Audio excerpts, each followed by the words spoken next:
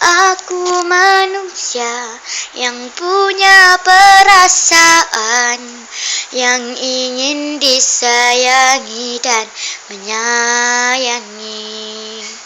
Maukah engkau mencoba mengerti akan kisah hidupku yang sebenar-benarnya?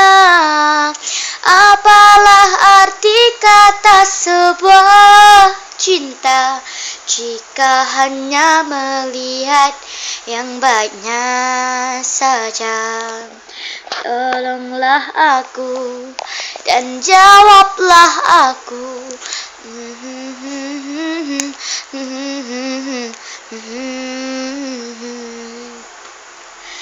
Jangan sakiti hatiku lagi, jangan sakiti diriku lagi, membuat aku semakin tersiksa di hidupku ini.